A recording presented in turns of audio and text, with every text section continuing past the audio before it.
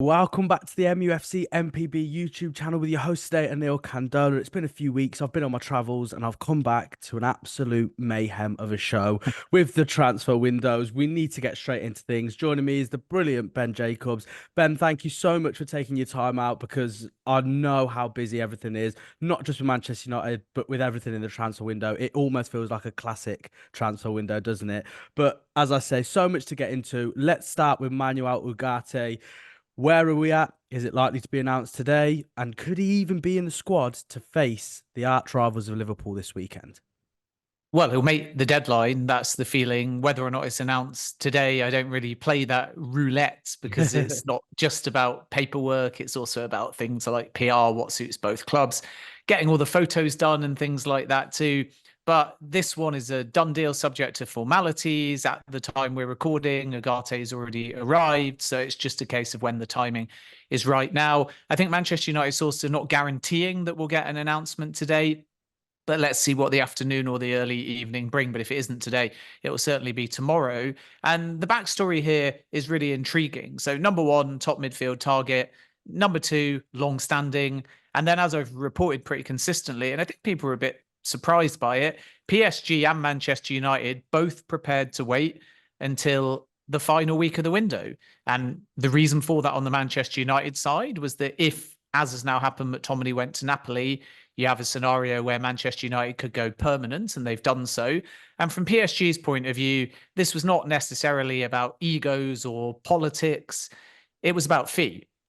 And PSG, as I broke, always wanted 60 million euros. And I said that right at the beginning of the window, right at the end of the window, the fee is 60 million euros. But Manchester United were able to get it at 50 plus 10. And that might not seem like a big concession, but because they've gone permanent, the fixed fee is less. And Manchester United feel that's fantastic value for a player that they still believe is worth 60 million fixed. And he only joined PSG for that amount a year ago. So a great deal for Manchester United. PSG also delighted because they've brought in João Neves, Ugarte, surplus to requirements, and they've got a 10% sell on as well. So very much a deal that suits all parties. Manchester United can also lower the average age of the squad a little bit too. And in addition to that, it completes yet another position whereby now two centre-backs, a right-back, a central midfielder in Ugarte, and a striker. So the bulk of relaying the spine of the team this summer has been done. And now we wait and see whether there's room for any late opportunism and, of course, the exits as well, particularly Jadon Sancho. Absolutely, and you've led me perfectly on to my next question, Ben. I think the Ugarte one was a little bit more clear, shall we say, in terms of what's going on. But Jadon Sancho, Raheem Sterling, there's all sorts of things, all sorts of rumours and a bits of information that Manchester United fans are trying to gauge and understand a little bit more what is actually going on with the situation. So we'll start with Jadon Sancho and that angle in particular. You said to me, I remember it very clearly quite a long time ago, despite Jadon Sancho being back in training at Manchester United and all smiles all round with Eric Ten Hag, you did say, don't be surprised if there are links with Jadon Sancho moving away from Manchester United. And here we are, just days away from the final day of deadline day. And Jadon Sancho has already been linked with a move away. Is it going to be Chelsea? Is Juventus still in the mix? What can you tell us about Jadon Sancho? I think he'll go. That's the long and short of it. And clearing the air doesn't mean staying at Manchester United. And as you say, we said that on a previous show. So with that in mind, the solution is twofold. Either it becomes Sterling Sancho suits all parties, but there's a lot of obstacles, particularly on the Sterling side, or there is Juventus. And Juventus, at the time we're recording, are in active formal negotiations, but they need a bit of help from Manchester United on the wage side or on the structure.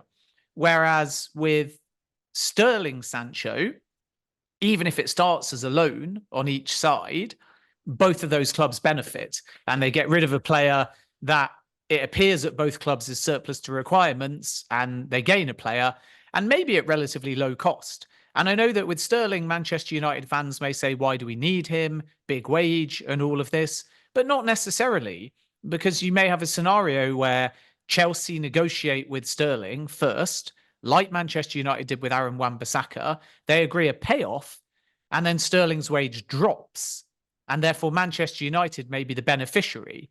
And I think with Sterling, It's Dan Ashworth led, and he's deciding if they want to move, but they can't move unless two things happen.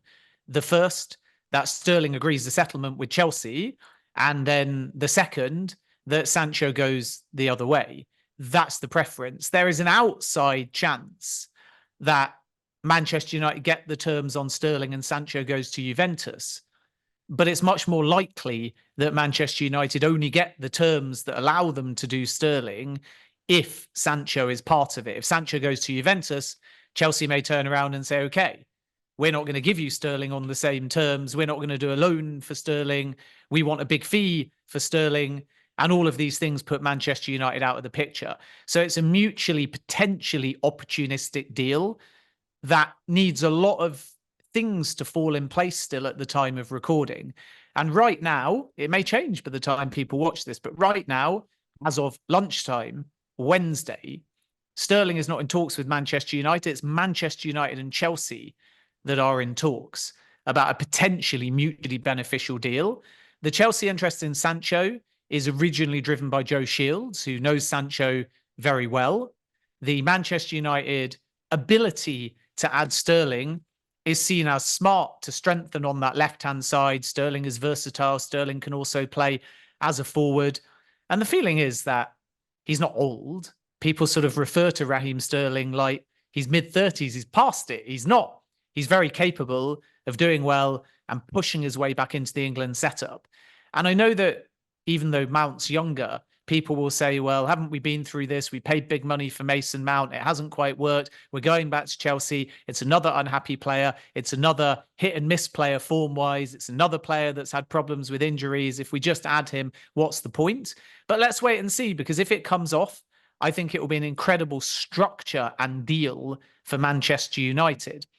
It could even be there's no risk, because maybe Sterling agrees a settlement with Chelsea, the wage goes down, and then from Manchester United's point of view, it might be a loan with an option. And from Sancho and Chelsea's point of view, it might be a loan with an option, because late in the window, you're trying just to get a player off the wage bill or get a player out. And if you can add one in a mutually beneficial way, then great. And nobody's saying at this point that it's going to be some insane long-term deal, or that it's definitely going to happen, or that Raheem Sterling is going to come in on somehow higher wages than Jadon Sancho. So Manchester United might get a player, might pay less wages than Sancho, might get Sancho off the books, and might be able to bring in somebody like Raheem Sterling with plenty of Premier League experience that could really end up shining. And that's why Dan Ashworth is looking at it. But right now, and it's going to have to move fast one way or the other, because of course we know there's only a few days left of the window. But right now, the talks that have taken place are exploratory, and we'll see this afternoon and tomorrow in particular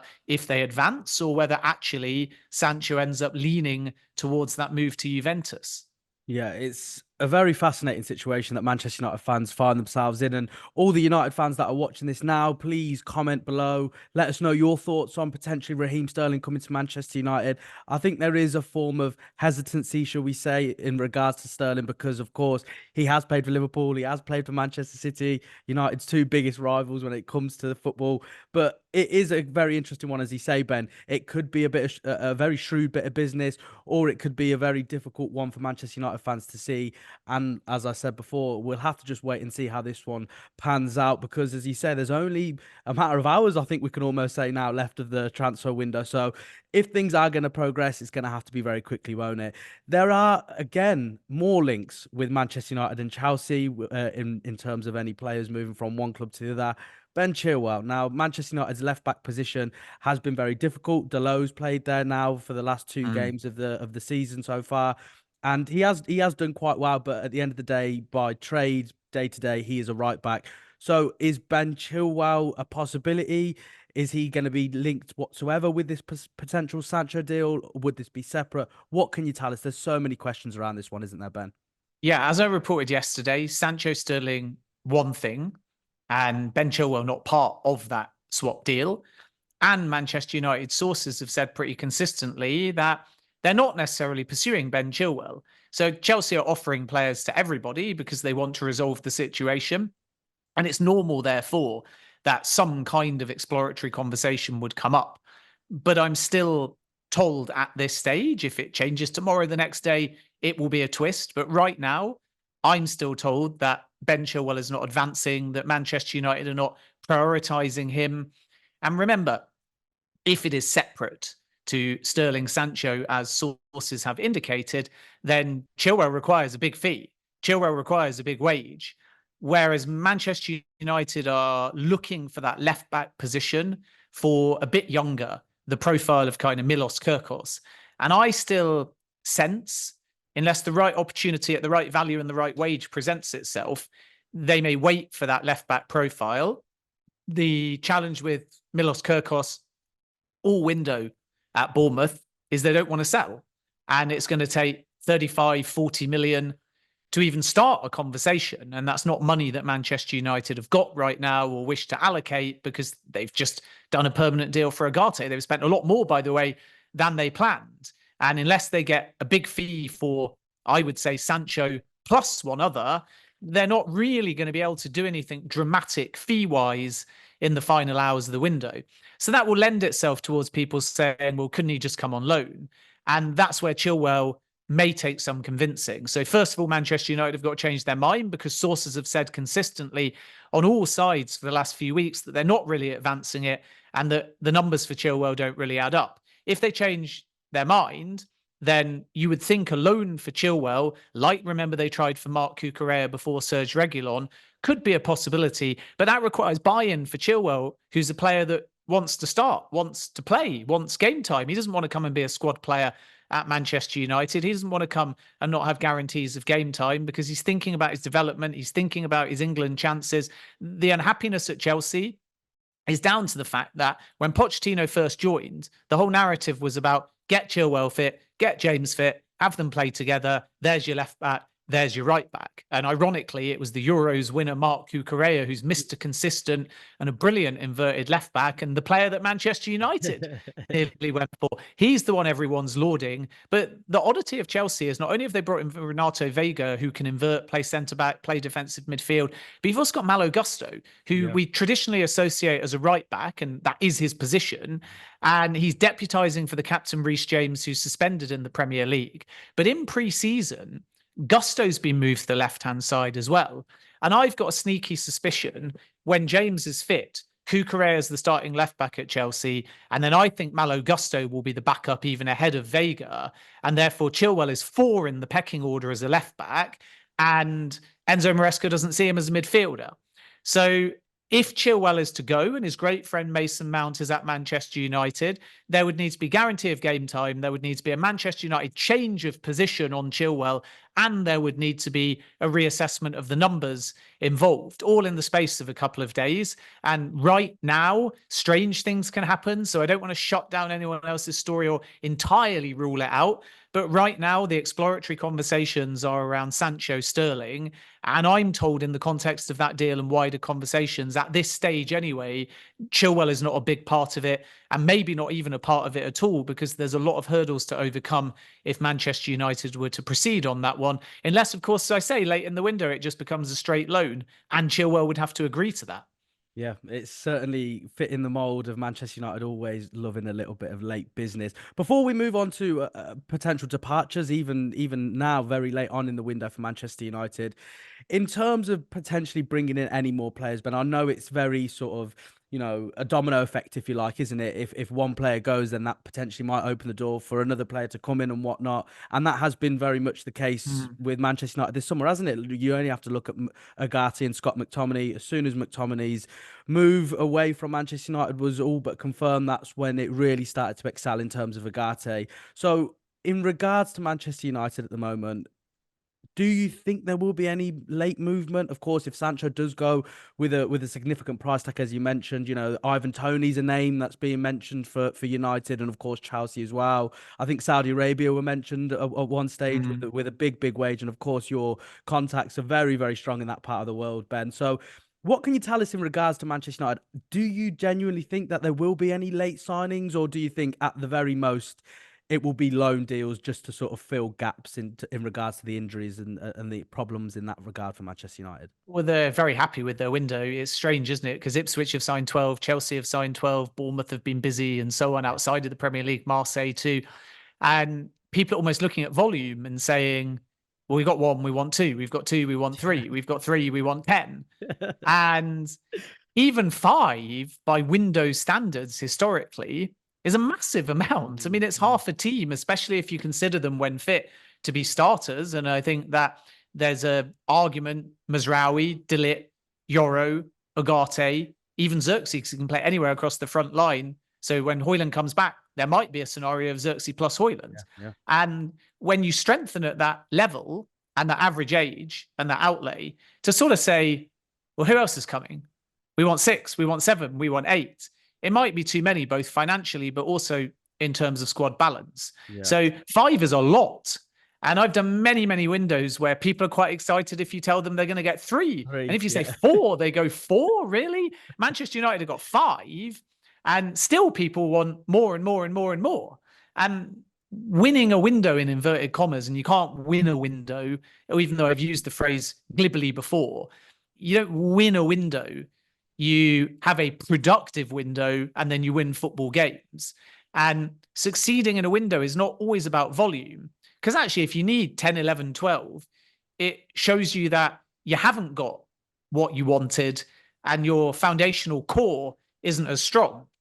So it's a bit different with Chelsea's project because they're buying young, they're buying for the future. Not all of their 12 names are immediately for the now, and they've got a lot of outgoings. But if you're, say, Ipswich, why are they buying? Because they have to be more competitive in the Premier League. When Nottingham Forest had that summer window where it felt like they signed about 100 names, again, it was all with a view to staying up and being competitive. And I think Manchester United have been a bit busier because they've realised they need to get rid of some of the big earners. And in addition to that, they need to lower the average age. And you may remember too, I said right at the beginning of the window, they want 2 quick signings, tick. They wanted Ugarte and they'd be patient, tick. They wanted a flagship striker and in comes Xerxes, tick. And then the right back thing was quite interesting because we were very much focused on the left side. But as soon as it was clear Wan-Bissaka was going, it's obvious that you have to strengthen there as well. So are they going to sign anybody else? Well, Ivan Toney, I don't think so, despite reports. It's true that Manchester United have looked at Toney in the past, and there's definitely an opportunity there. And I've said to you on this show many, many times, even before Xerxes came, that if that Toney price became, let's say, 30 million, you never know. They might consider it, but you still got the wages, you've got the agent fees. And at this stage, it doesn't appear that anything is advancing there. And you've got to now think about, are you restricting the progress of Xerxes and Rasmus Højlund with Ivan Toney, who wants to play every week? So I don't think we're going to see Toney at Manchester United, but it is absolutely true that they've been alert to that one. They've discussed it. They've looked at whether the price is going to drop. But as of now, Brentford are saying we want 50 million. Maybe that changes in the last few days of the window because it might become take our money or leave on a free transfer. But I think you're looking at Chelsea trying for Osimhen. If they don't get Osimhen, they could turn their attention to Ivan Toney. And then you've got Al Ahly, who have got an agreement with Toney, but not with Brentford. And they're also trying for Victor Osimhen. So we're going to see a bit of a merry-go-round. But I would personally still be surprised if Manchester United entered that particular race. And the other area to look out for is midfield. And if we get a scenario, despite Ugarte arriving, where either a late offer comes in for Casemiro or Christian Eriksen was to depart and there are suggestions of Ajax, maybe there's late opportunism to do what actually Manchester United, I think, did quite well under the Glazers, where they'd get a shorter term, older player or a value player that no one necessarily thinks is going to be a starter. Maybe it doesn't excite everyone, but they're there on the market. They're available. They can do a job. They can fill a hole. And I suppose fans looking at that kind of profile, even though he's not old, are coming to me and saying, Adrien Rabiot, free transfer, late in the window. All I can say on that at this stage is that Manchester United are not pushing for Rabiot yet. And I think anything they do incoming-wise is contingent now on an outgoing, whereas Rabiot would welcome a move to Manchester United.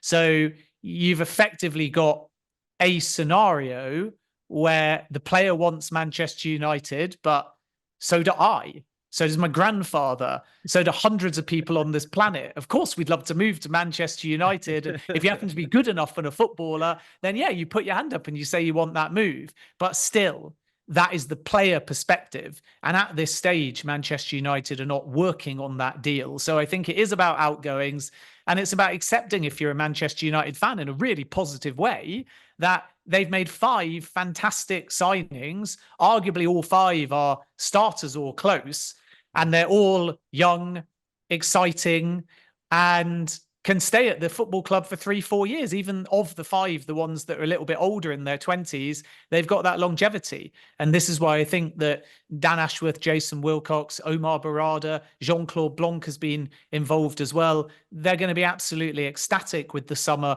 on paper at least.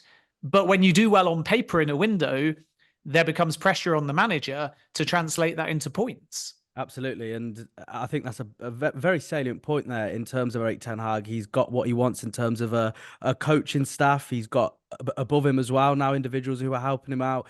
But I think now the pressure really is on Erik ten Hag to turn things around, because he has got some significant signings. And you've just really put a light bulb moment in my head there, Ben. I think what Manchester United are lacking, someone who's reliable, someone who's consistent, someone who's hardworking.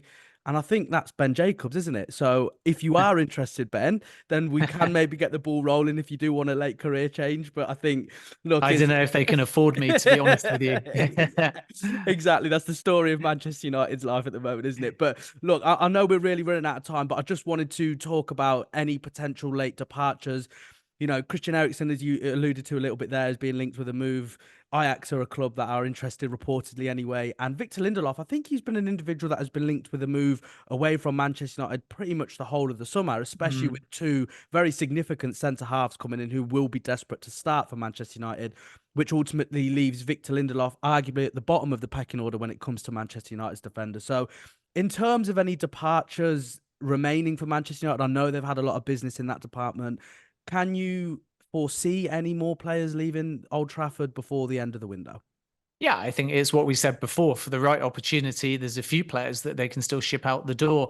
They're reluctant, by the way, with the McTominay departure, because he's been at the football club since he's 5, but McTominay wants game time. Manchester United can't offer that guarantee. It's a good deal for PSR as well. So that does mean they can be a bit more patient with other outgoings. I think Victor Lindelof and Lazio is one to watch. And I was told the other day there's some interest in Turkey as well. I'm a bit surprised that we haven't seen a Saudi move for him as well. It may be that the player simply has no desire to go there, but at 30 years of age, exactly the right kind of player. And the appeal of Lindelof is going to be in his versatility. And 30's not old in his position, but the fact that he can play not just in centre-back, but if needed as a right full-back or even a defensive midfielder, I think that we're still going to get somebody coming in at this point and making a late bid for him. And if he stays, Manchester United will still be relatively content with that. The priority was Varane leaves, you clear the wages off the books.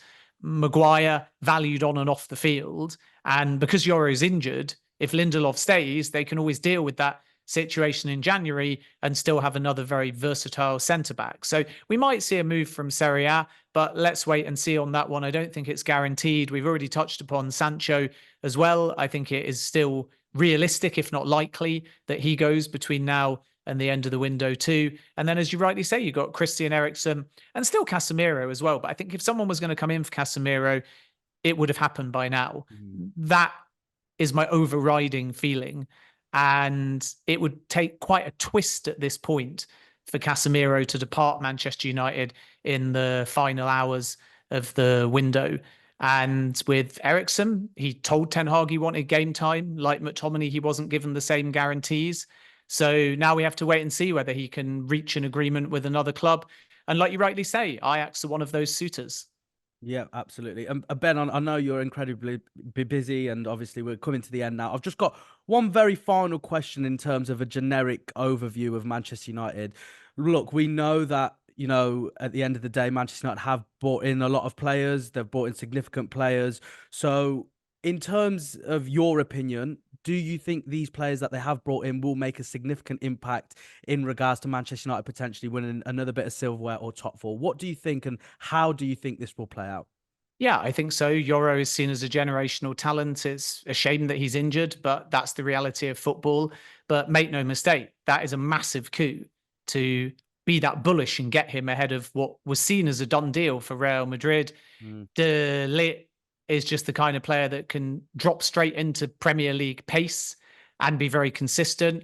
Mazraoui showed on his debut how outstanding he could be.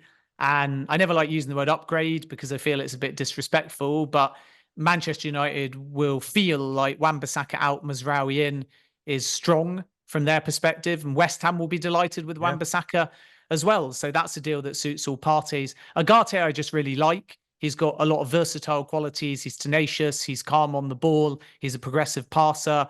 He adds a bit of energy and dynamism. It's exactly what Manchester United need. And then Xerxes, let's wait and see. The one thing I worry about regarding like silverware and guaranteed top four, along with heavy competition, because Liverpool, I think, are going to be good. Arsenal and City are definitely going to be there. Chelsea are going to improve. We wait and see about Newcastle. I love Brighton, by the way, at the moment as well, as Manchester United found the hard way, unfortunately. But yeah, the one thing I think is, can all this talent, this spine, this energy, this building from the back, can it, one, lead to clean sheets that ease the burden on needing to score more than one goal to win a game? And two, can one player at Manchester United, like Rashford when he was in a purple patch, like Højlund for about 10 games last season, or potentially Xerxes, can one person just come in and add that guaranteed 15 goals? And if they can, then you're in a scenario where the pressure's eased. If they can't, then people go, why is there no end product from Rashford? Why is there no end product from Mount? Bruno needs to do more, even though he's fantastic. And the burden shouldn't be on Bruno to be your 15-goal man. Why is Xerxes not settling in? Why is Rasmus Højlund inconsistent? And this is where the fan base get frustrated. So can that one person, whether new signing Xerxes or whether someone reinventing themselves like a Mount, or Rashford rediscovering his form, or can it alternatively be Højlund, who one season in makes a leap up in consistency and output? But that for me is going to be the defining factor in all of this. The ingredients are there. They obviously trust in Ten Hag for now, but there has to be that consistency of end product. And I sense at a club like Manchester United, despite the many options for lots of players to chip in with 6 or 7 goals, if one can stand up in that front line and get to that 15 goals by March or April, then that will be worth that extra 5, 6, 7 points. And it will make the difference between Manchester United being in the top 4 or Manchester United maybe having to play catch up in those final few months of the season. Yeah. Ben, thank you. As always, we have to wait and see what's going to happen with Manchester United, but they're never too far away from a big headline, are they? Will it come in the remaining hours of the deadline day window? Who knows? We will find out. Ben, thank you so much. And of course, thank you to everyone who has watched today's episode on the MPB YouTube channel. Be sure to like, subscribe, you know, all of that, because we have got a very, very busy couple of days ahead of us. Thanks to everyone again. Enjoy the rest of your day. Subscribe to the MUFC MPB YouTube channel.